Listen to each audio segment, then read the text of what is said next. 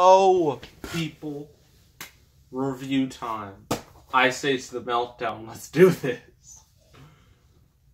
So, if you didn't know, this is the sequel to Ice Age, a movie that I like, personally, and was a huge success, critically and commercially. So obviously, sequels were going to get made. And this was the first of the 4 sequels, which is ridiculous. I mean, granted, Mission Impossible has had 5 sequels. Fast and Furious has 7 sequels. So, MCU has made over 20 movies. So it's not that hard. You know, it's not that hard. I don't even know what I was trying to say. So, yes, this started the downhill trajectory of this franchise. Because this got mixed reviews, the next one got mixed reviews, the 4th got bad reviews, the 5th was just panned by everyone. I haven't seen the 5th, I don't want to see the 5th, please don't make me see the 5th, I really don't want to. I already saw the first 4, I don't need to see that 5th one, because I think that 5th one might just break me. And I might just lose my mind on camera. So, I don't want that happening, obviously. Alright. So, if you want to read the back, go right ahead. I mean, if you can see it or not, it depends. Sometimes the font's too small, sometimes it could be decent size. I don't know why they make it so small, it's ridiculous. So your favorite Sub-Zero heroes. I'm not even 5 seconds into reading this, and I already feel like my heart is just, a little part of my heart just died by reading that. Are back for another incredible animated adventure in the super cool, I can't deal with these puns, I can't, a sequel to the global hit comedy Ice Age. The action heats up. Kind of ironic for a movie called Ice Age, don't you think? And so does the temperature for Manny, Sid, Diego, and Scrat. Like, why are you even putting Scrat with them? He's on his own separate adventure. Okay, he has his own storyline. I mean, you can argue they are the 4 main characters, even though 3 of them are best buds. The other's on doing his own thing. The other's the comic relief. Well, I don't even know who's the comic relief at this point in this movie. Trying to escape the valley to avoid a flood of trouble. See, because, the polar ice, I think the polar ice caps were melting. At least they were, all the ice was starting to melt because it was, springtime, and then everything stopped being all... Then they went to Dinosaur Land in the 3rd, and you're wondering why on earth is this movie still called Ice Age? Just makes no sense. I don't know what's happening anymore. But trust me, we're gonna get to Ice Age 3 eventually. The comical creatures embark on a hilarious journey across the thawing landscape and meet Ellie, Queen Latifah, a female woolly mammoth who melts Manny's heart. We're just gonna forget about her brothers, Crash and Eddie. Like, really? Movie? How dare you? With an all-star cast, including Ray Romano, John Leguizamo, Dennis Leary, and Queen Latifah. Ice Age: The Meltdown is a laugh-out-loud fun for the whole family, or at least the kids. Maybe some adults can get you get a little chuckle out of them, but they're not going to be full-blown laughing. I doubt it. So, let's look through it. See if anything in here. No, it's just the disc. Wait. What? Well, look at here. You never know what you get with McKay. Someone could pop one of these in, and you never know. I don't know why someone would put a Beauty and the Beast code with Ice Age. I don't know why, but well, whoever did it, thank you, I guess. I don't know if I'll use it.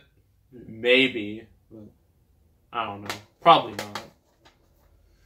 So the main plot, the real plot, for Manny, Sid, and Diego is that Manny, he's all sad. Because, well, he's not really sad. He's like annoyed sad. Because he thinks like, oh, I'm the only mammoth here. And, you know, if you haven't seen the first movie, you know that Manny lost his family in a pretty tragic way. So, yeah, Manny's just kind of by himself. That's why he's all grumpy all the time. And, you know, that's like the plot. Well, that's one of the major plots. But that's the problem with these type of movies. There's so many plots. There's too many plots. And it gets very convoluted. I forgot who was trying. I think Sid. He was about to straight up do a suicide jump from like a highway up. He was just about to jump, and you're just like, why? And I forgot what led to that. Oh yeah, there's this. What was this? I think he was an armadillo. I think he was armadillo. Tony, the armadillo. There he is. He's kind of like this dude that he looks kind of like a scam artist. You listen to him and you're just like, I don't believe a single word this guy is saying. So he's saying like, oh, the flood's gonna happen. We're all gonna die. So you better come with me to live. And then everyone's just like, really? We're gonna trust you? And then it turns out, oh, the ice is melting. And everyone decides, hey, how about we leave before we all die? But of course, you know, Manny, Sid, and Diego, they all go first. You know, before everybody else, because screw everyone else. I mean, they could just be left to die. Because we have to go on our own journey. So Manny, Sid, and Diego, they are on their way to, I guess, I forgot where they were on their way to. I guess to find the, whatever. But then they meet Ellie, who is hanging upside down in a tree. And probably wondering, how on earth can a tree support a mammoth upside down? Like, that's kind of a problem. That breaks physics. But this is a cartoon. Physics don't matter.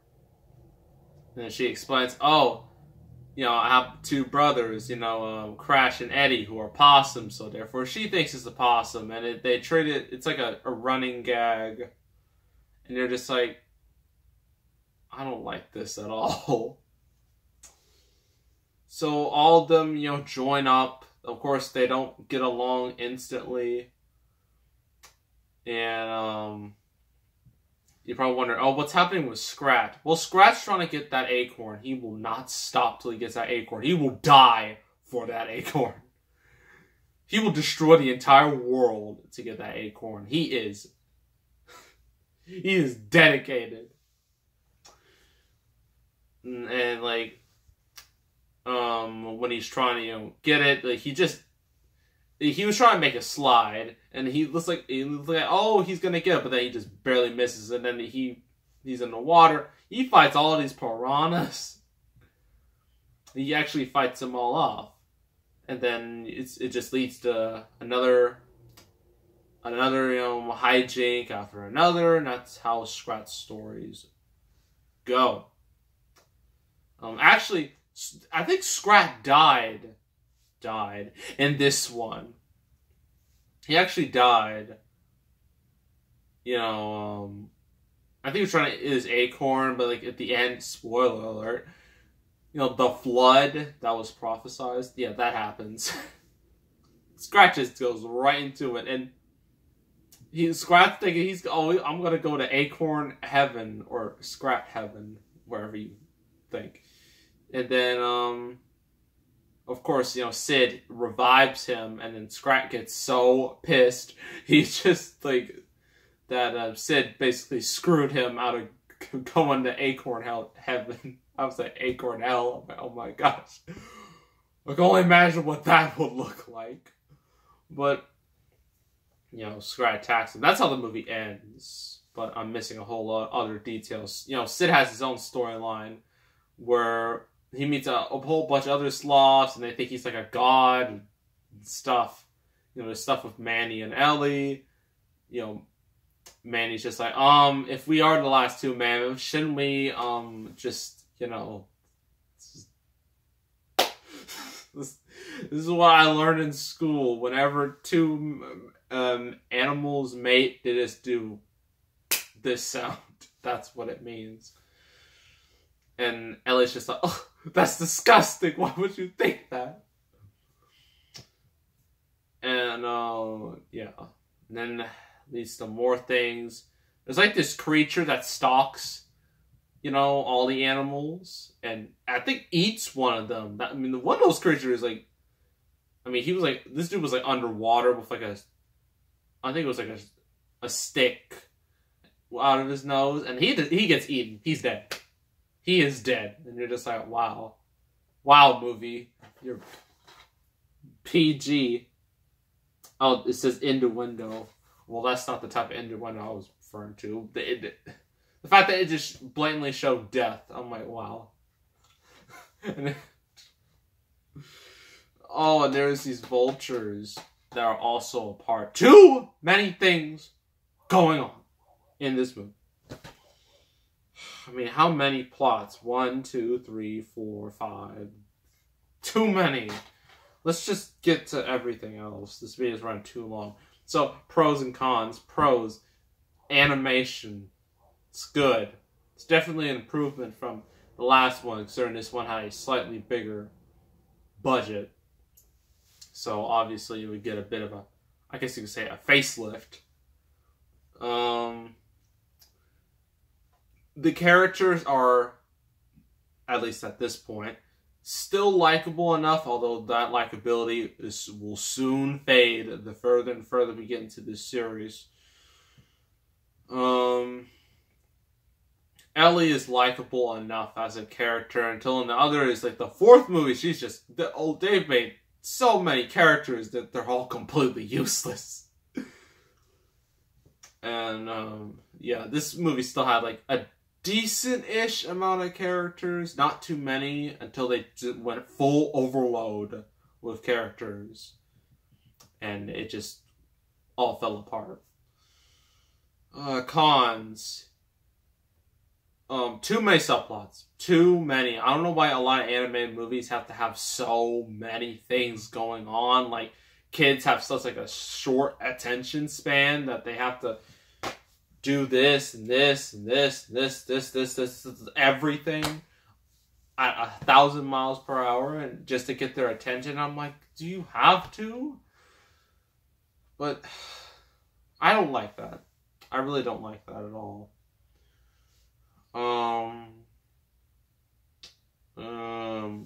What else? A lot of these jokes are they're either bad or they're strange for a children's film.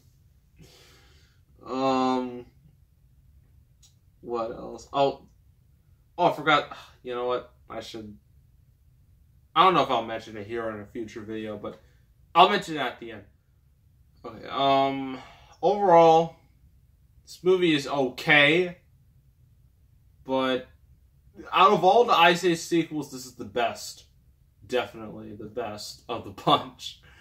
So overall, 6 out of 10 for Ice Age The Meltdown. Now about Sid over here, I went on Twitter, and there's this Twitter dude named Cursed Commercials, where it showed the strangest commercials you'll ever see in your life. One of them showed Sid from Ice Age, and you're thinking, oh, that's whatever, like, it can't be that bad, but it turns out, like, it's probably like a Fox show. You wanna know what that Fox show was? Was it anything close to kid-friendly? Oh, no. is promoting Family Guy, because if there's one thing that is on par with this, that's Family Guy. Clearly, they have the same audience. And then Sid is, saying all the Family Guy stuff, like violence in movies, and he literally says, I'm not making this up. You can go look at it. You can go look it up for yourself. He says, sex on TV. Yes, this innocent character from a children's franchise, children's movie, straight up said sex. And I was like, wow, my childhood is officially destroyed.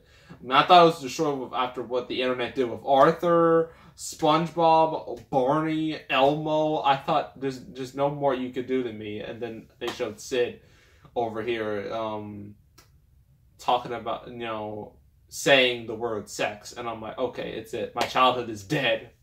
Good job, internet. So, yes, that's the end of Ice Age, The Meltdown. So, next review, I'm not sure. I probably got to get more movies. Definitely. Because, let's look here. I can finally start my, I can finally review Resident Evil Apocalypse. I've been saving that for a while. And the same with Predator. I was waiting for the right moment. And, Predator, The Predator, is going to be coming out in 2 weeks. So obviously, I should review it then. And I'll probably maybe review Resident Evil Apocalypse, next week. The 7th through the 11th. Probably till then. Other than that, I have zero clue what to review next. Maybe Batman Ninja, because we need to do more anime. Yeah, that's about it. So make sure to subscribe, like this video, leave a comment, and I will see you all next time. And I am out.